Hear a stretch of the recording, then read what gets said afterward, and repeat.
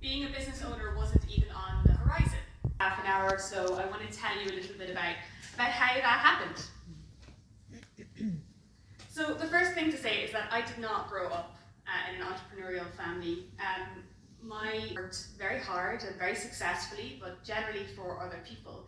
So that meant that as a child, I didn't have... Now you can do that in your job if you're very lucky, but you don't necessarily have to. And that was the first important lesson that I learned. For me, science was the thing that caught a grip of me as a child and just wouldn't let me go. I cannot remember a time at which I wasn't asking questions. I remain deeply annoying. And from the moment I learned how to read independently, I always had my head in a book. I was hungry for knowledge. I wasn't at all surprised when I applied to Trinity College to study physics. There was one person though who expressed a small amount of disappointment, and that was my English teacher.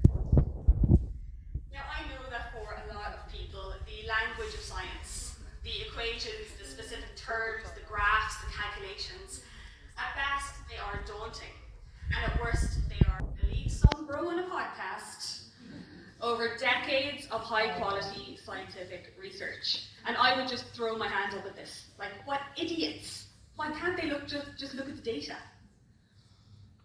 A few years into my time actually working at the laboratory, which is a big research lab in the UK, I began to realise how wrong I was in that attitude.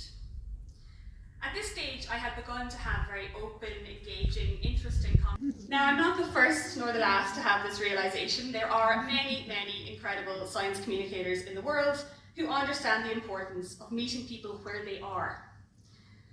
The realisation, however, was transformative for my career. It not only changed the way that I viewed science, but it also changed everything taken of me, right? And this ended up being in the Times magazine. And this was all while still working as a scientist.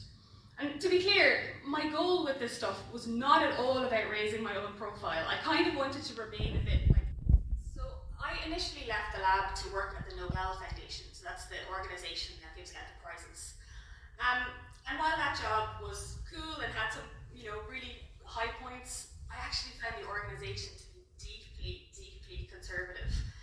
Even the smallest man, it's wonderful. His name is Jim, and he is a publisher at Bloomsbury, one of the biggest publishers in the whole world. Jim had set up a new imprint within Bloomsbury, and it was going to be called Sigma. And the goal of it was to publish popular science books, or as he was pitching it, nerdy books for normal people. So that was his goal. And he was on the hunt for potential authors